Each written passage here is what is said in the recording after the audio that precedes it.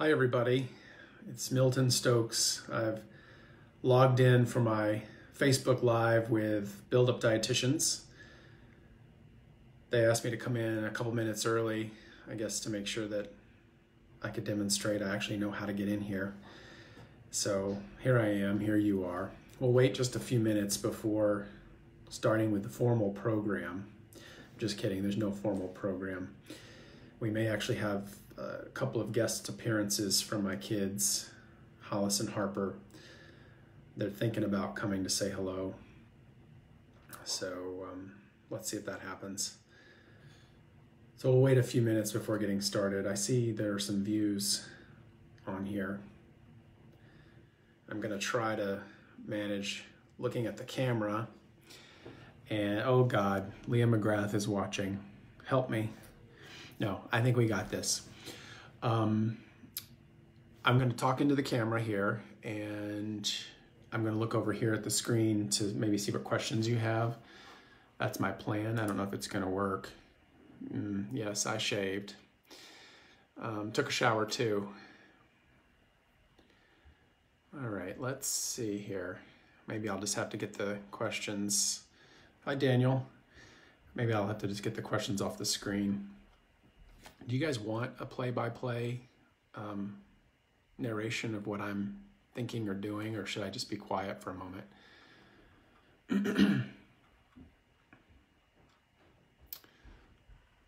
All right, I'm just fiddling with the Facebook page. Hey, if you guys want to start putting in questions, I think that's fine. I'll only answer the easy ones, of course.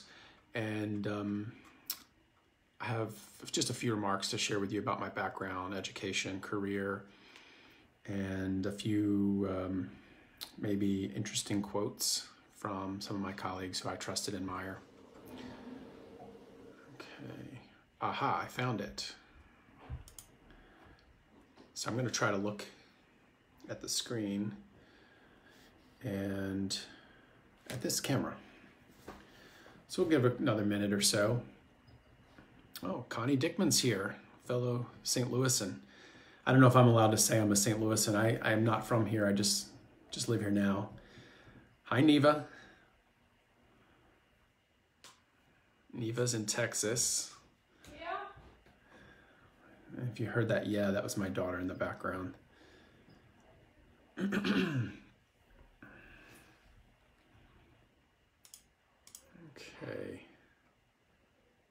Hey, Neva says, hey, Milton.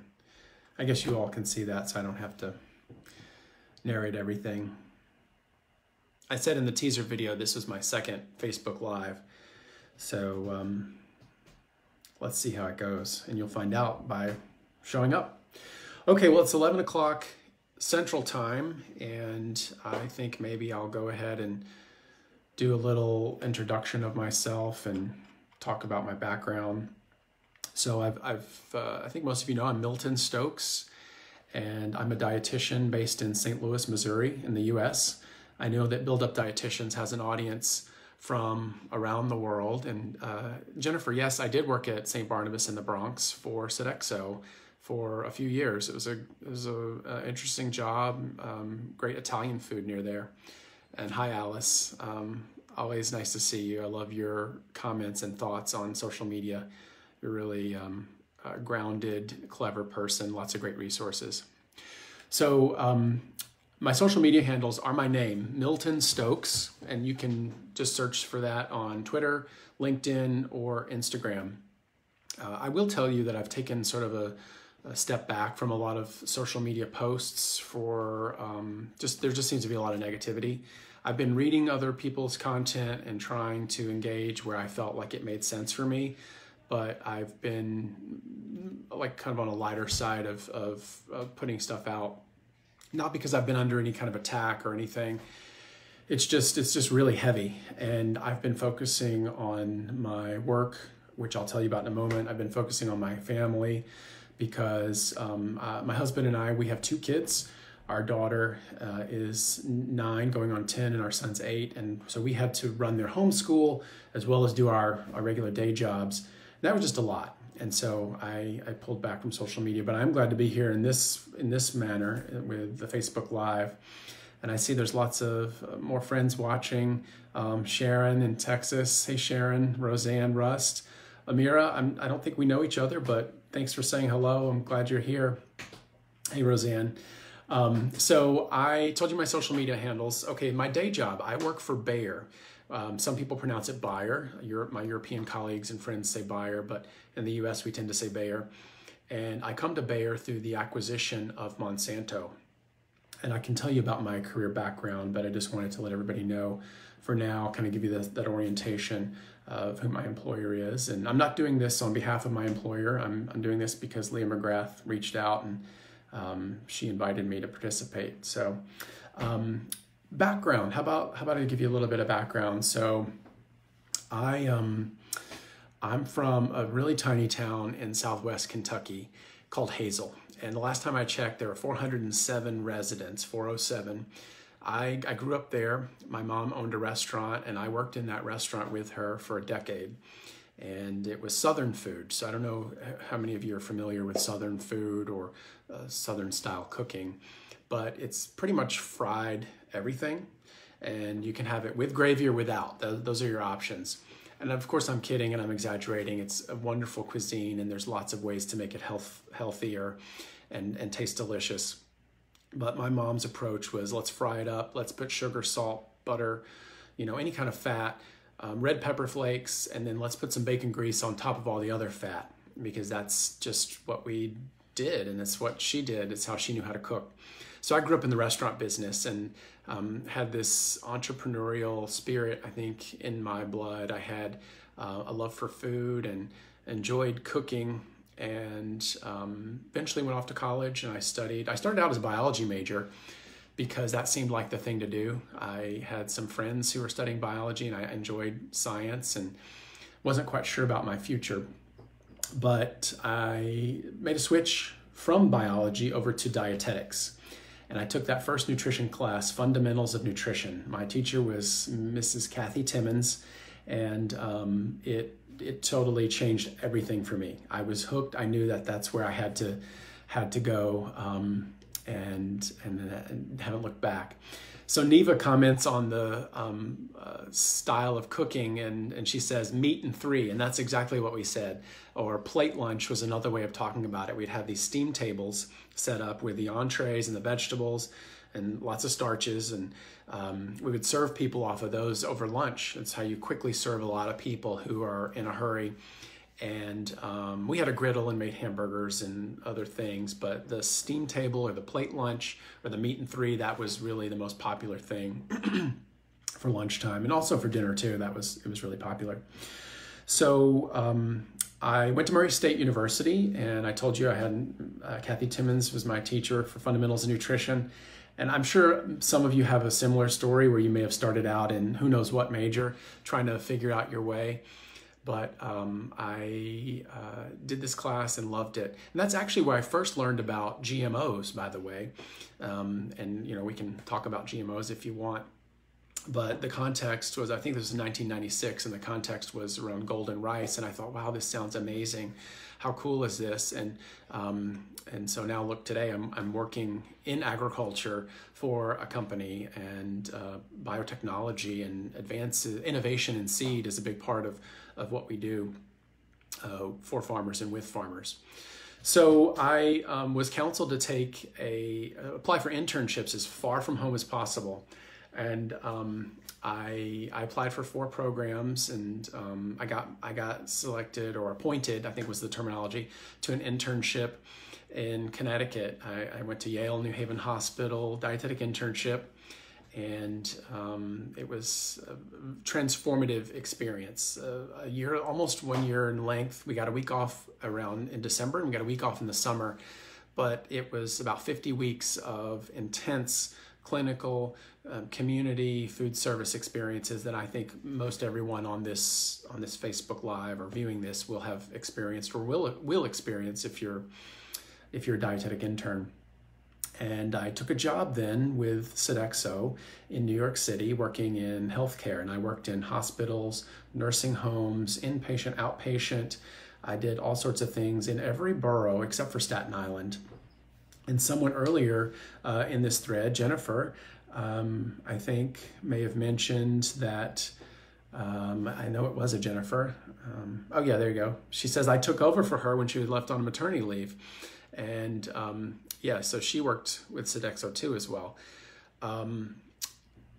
It's interesting where you find your past colleagues and friends and things keep reconnecting. Dietetics is a small world, I guess. So I took a job with Sodexo, and I told you I worked in every borough except for Staten Island, and I did patient care, I did clinical nutrition management, and it was interesting work, but I have to tell you, for me, maybe about 6 months into it, I started to feel like, okay, there's a lot of routines here. And I like routines and consistency, but I felt like there was a big focus in healthcare at that time, and maybe even today, but at that time I felt like there was a big focus on quantity.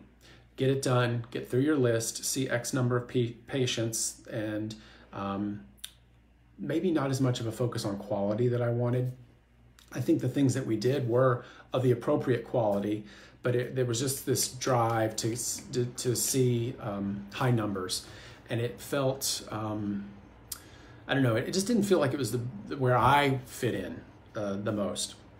So I started writing freelance. I pitched magazines, I pitched websites, I pitched newspapers, and I wrote about health, nutrition, food science. I wrote about food safety. I tested recipes. I'll tell you, my inspiration was the magazine Today's Dietitian, and I saw an article written by a dietitian from New York, Alan Lee. And Alan wrote about, I don't even remember the topic. It might have been about an infectious disease related topic, because I think that was his practice area back then. But I thought, wow, I know Alan. He's super smart, talented. Hey, I can do that too. I felt inspired by seeing someone else's written word. And I started pitching magazines and websites. And so I did that on the side in the evenings, on the weekends, and I felt really energized by that. Got my master's in New York at Hunter College. I went to the City University of New York at Hunter College. I did public health, and I went to school in the evenings. It took me like 3.5 years, but they had this program that was part-time, and so I did that. Thankful to Sodexo for providing a lot of financial support for that program. I see that Neva says she started as a math major. Okay, I think I knew that, Neva. Hi, Bree. And Jennifer was dental hygiene. That's interesting. And then she took Nutrition 101, of course. And I see Roseanne has commented on quantity. Oh, yeah, maybe they should have had more dietitians. You're probably right. You're always right, Roseanne. So I did my master's in public health and started thinking about, okay, what's next for me? I liked school, and I'll just kind of try to fast forward through some of the little stuff because it's probably not that fascinating to everybody. But we moved back to Connecticut, and I enrolled in a PhD program at the University of Connecticut. And my program was I started out in nutrition, but I changed my major to social science, communication and marketing, and I focused on health communication.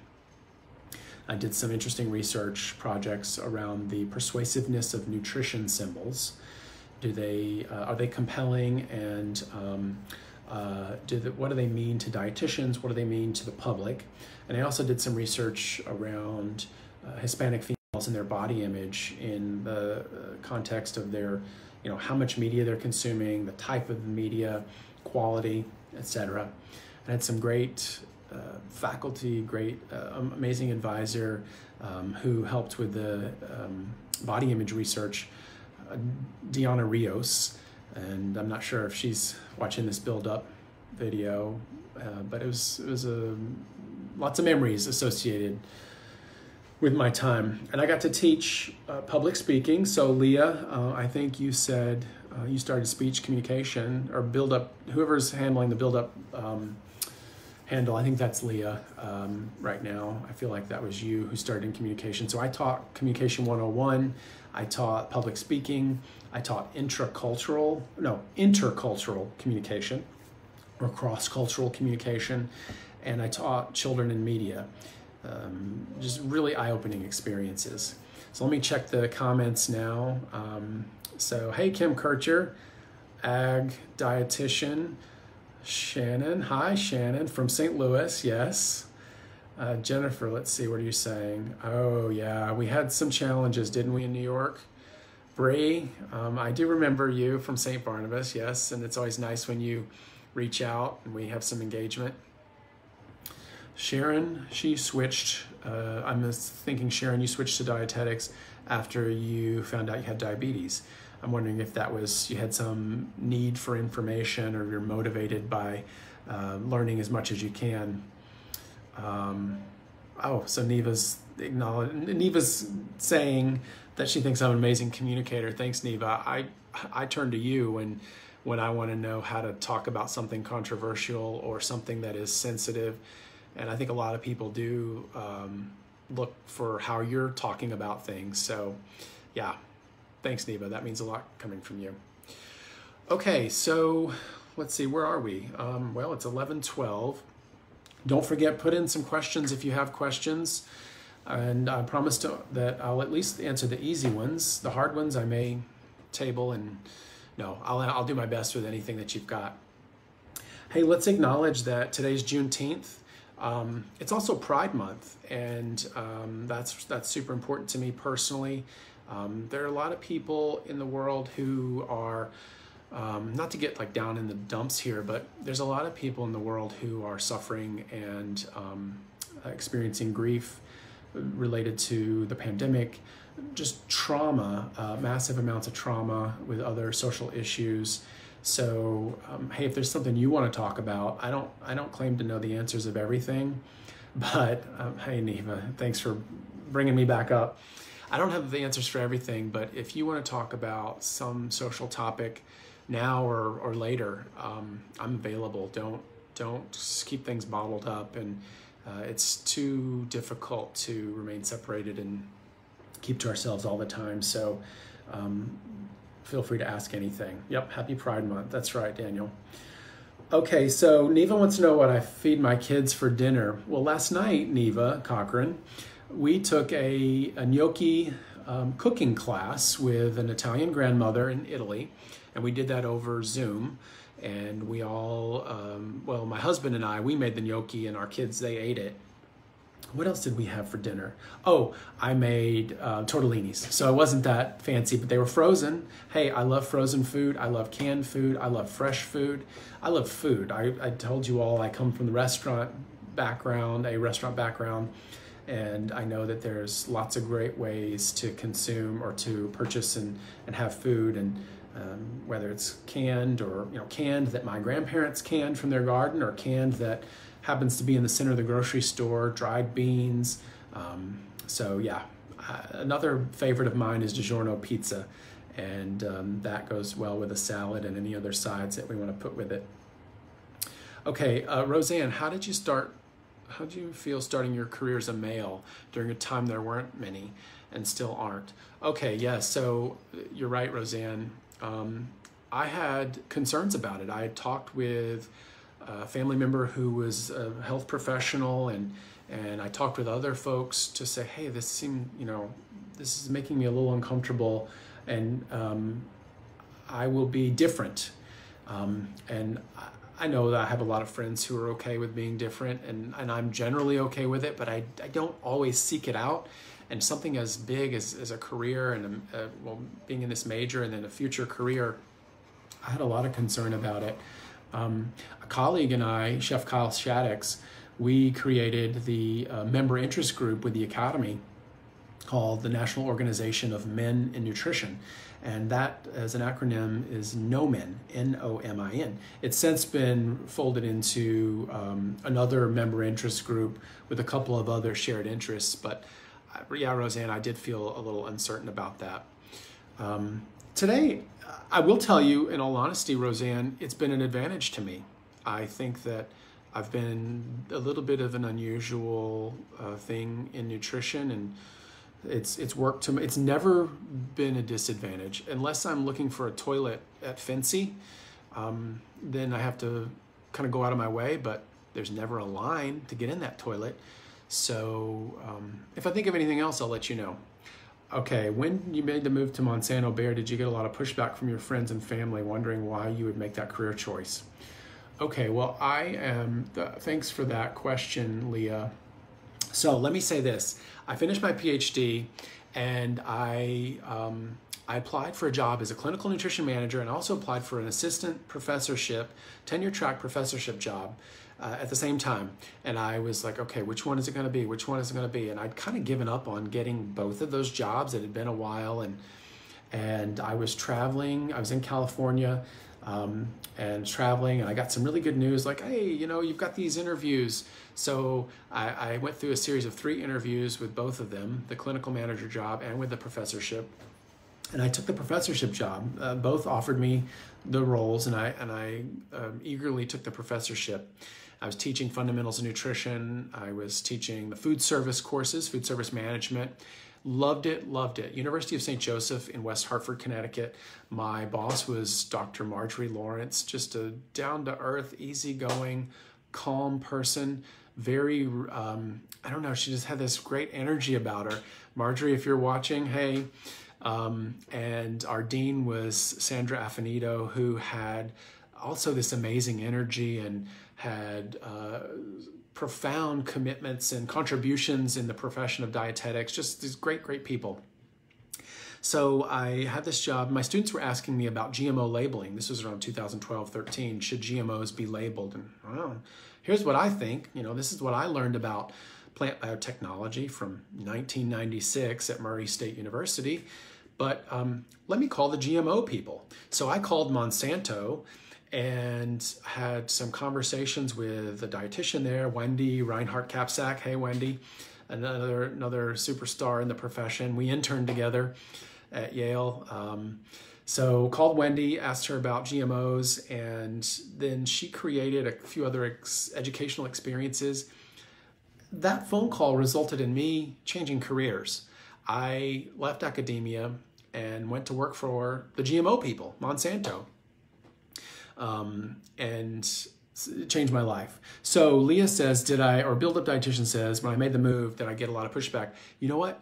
I remember at my job as a faculty member, when it was announced that I was going to be leaving to go to Monsanto at a faculty meeting, a lot of the school-wide, so there's maybe 50 people in the room, about half cheered and clapped, like congratulations. But I had some boos. People booed me.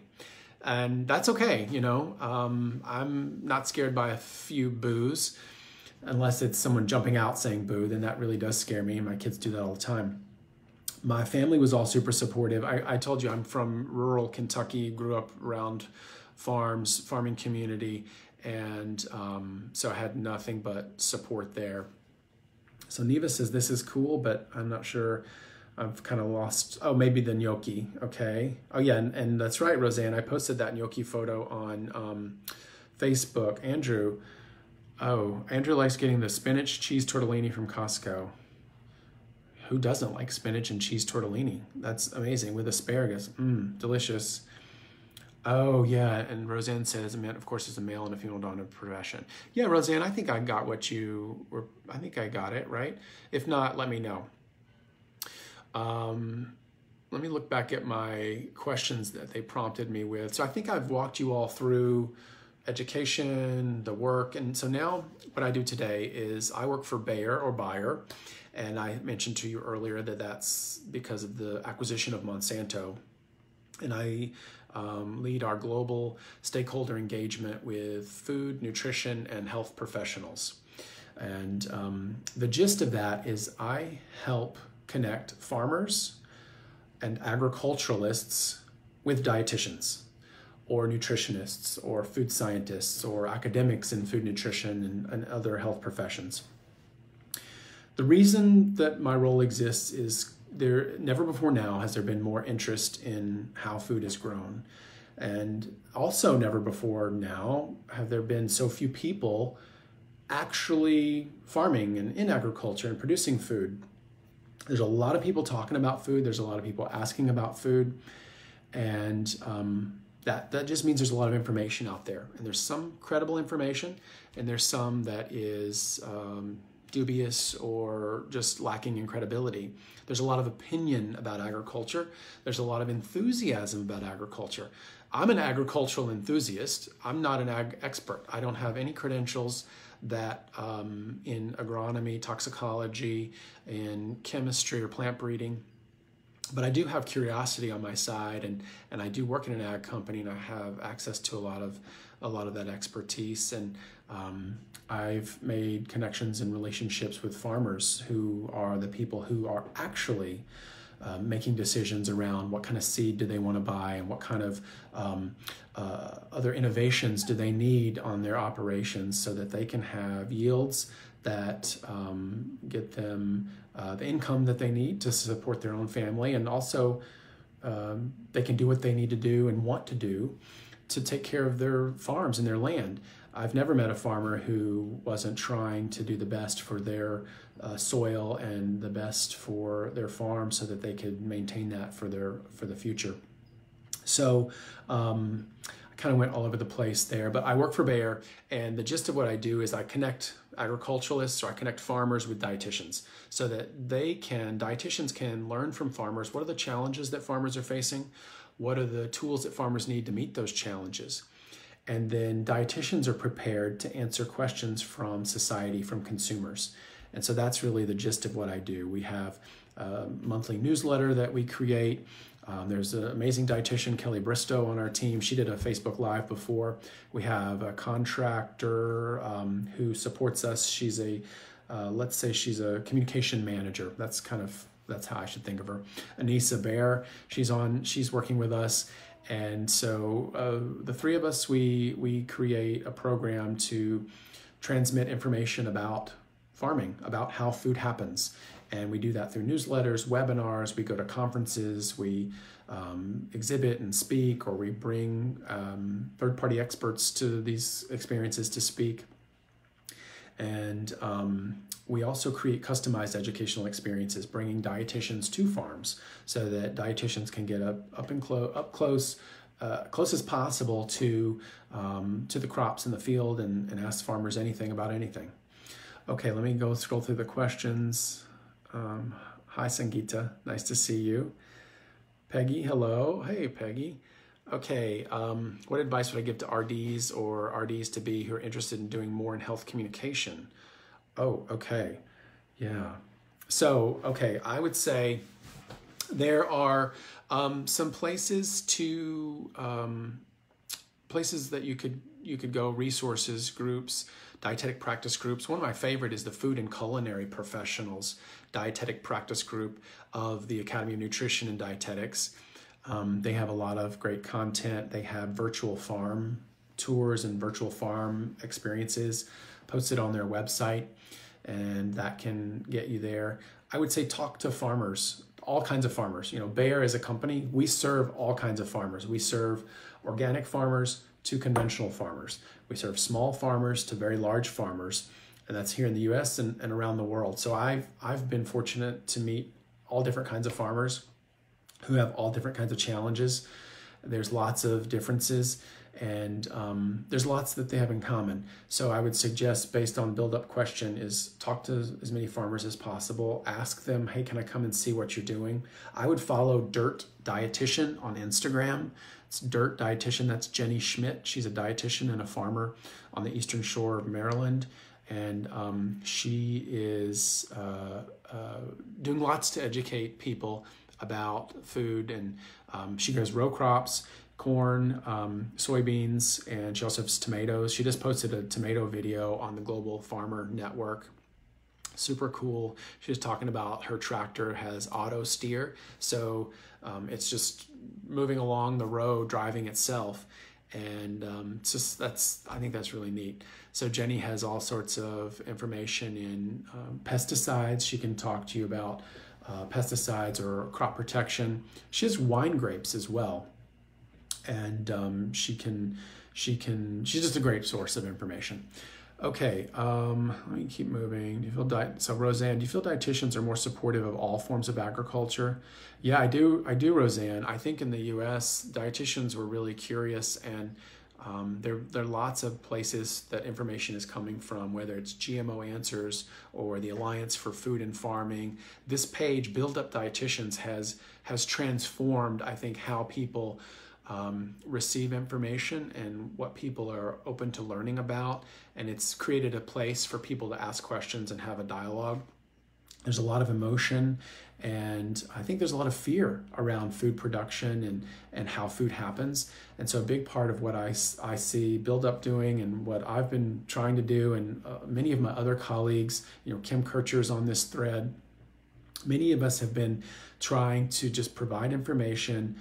We identify where we have some shared connection, shared values, and then we take the relationships from there. So yeah, Roseanne, I do think that there's a lot more support in the United States. Another amazing place that I've experienced a lot of positive support is in the Philippines. The dietitians there are, many dietitians from the Philippines are active on Build Up. And so I think that's awesome. But they have a great conference every year in February, and I've been to that conference for a few years now, and they always have an excellent program, and they've invited me to talk about agriculture. They've invited scientists from the Philippines.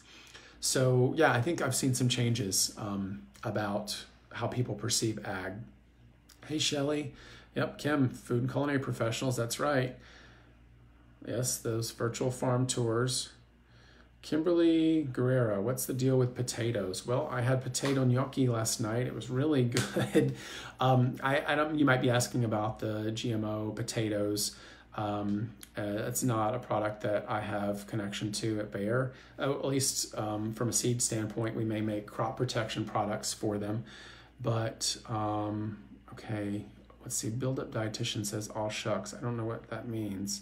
Oh, and that they have over 4,000 RDs from the Philippines. Wow, 4,000, that's a lot. Well, the professional society in the Philippines is the Nutritionist Dietitians Association of the Philippines, NDAP.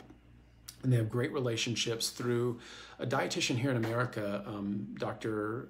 B. Dykes, or sometimes she's known as Betty Dykes.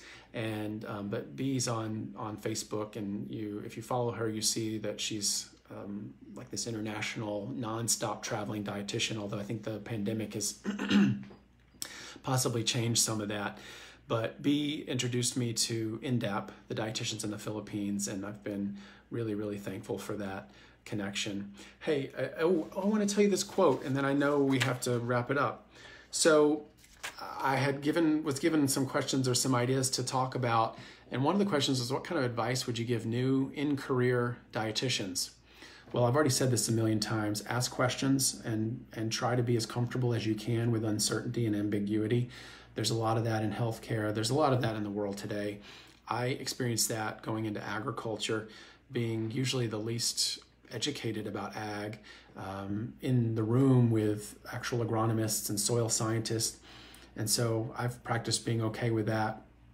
I think sometimes you have to create your own way. And I got a lot of support from the Nutrition Entrepreneurs Dietetic Practice Group. So you'll want to reach out to and connect on social media with Nicole Rodriguez. She can give you some information about the Nutrition Entrepreneurs folks and that membership and what those benefits are. But it was really transformative to me as I helped create my pathway as a writer. And I left out a few of my details. I had owned a couple of businesses with chef dietitian Kyle Shaddix. I also had a private practice in Connecticut and had some amazing collaborators there in that. And so, yeah, make your own way. That might be what you have to do sometimes. And then the third thing I want to say, and this is super important to me, I write this quote down and I deliver it at presentations. This is from Jessica Setnick. She's a dietitian who many of you probably know for her contributions in eating disorders and around nutrition counseling and communication. But a few years ago, Jessica gave this quote to me. She says, if you know what you want to accomplish, ask people for their advice that can get you there. But don't ask people for their opinions about whether or not you should do that thing or pursue that path. If you're committed to your idea, you don't need anybody else's approval, and you don't need anybody else's doubt. For whatever reason, that really just resonates with me, and I love that quote, and I carry it around, and we'll keep it. So, okay, let's see, Bree, what changes would you like to see in the dietetic profession? Oh, holy moly. Bree, that's so sweet of you to ask. Okay, Kimberly Guerrera, difference between probiotics and prebiotics. Oh goodness, that's an interesting question. I'm curious about what you're asking about or why you're thinking about that. Maybe give a little more context in the comments. Oh, Sangeeta says Bee's amazing. She even visited India. Bee goes all over the place. Yeah, she goes all over the place. So interesting. Okay, Roseanne, a longtime member and previous chair of NE. Yeah, I can say that almost all my connections.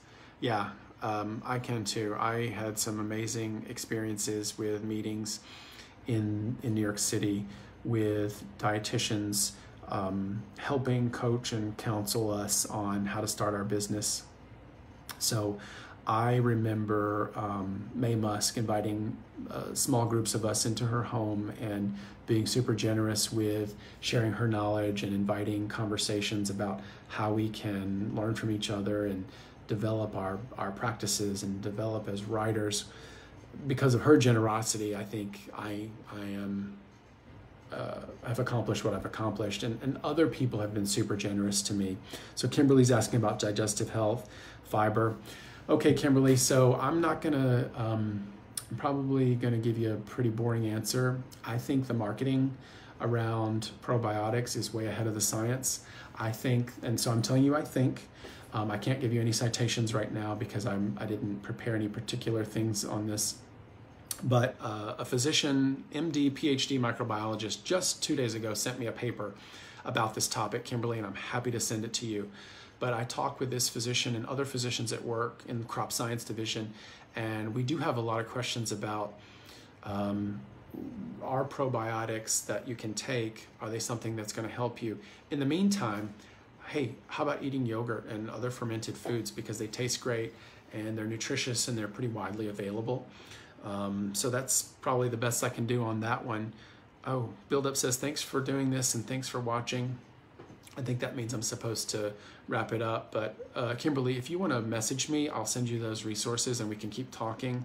Oh, Neva's doing a webinar with nutrition entrepreneurs in August. So I think everybody should look for that. Okay, so let me look at my questions. I think I got everything. I know we're over time here.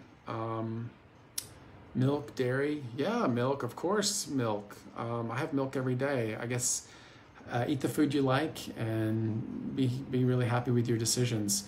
It sounds like when you connect with me, Kimberly, we can talk more about that. So happy Juneteenth, everybody. Happy Pride Month. Take care of each other, reach out to people, ask how everybody's doing, ask lots of questions, listen more. I think we get really defensive, and when we try to correct other people, it makes them more defensive, and people hold on to their errors and their erroneous thinking even more tightly. So how about we just listen more, we ask more questions. And I learned that one from Janice Person, who is not a dietitian, but she's done a lot with the culinary community and with chefs and in agriculture.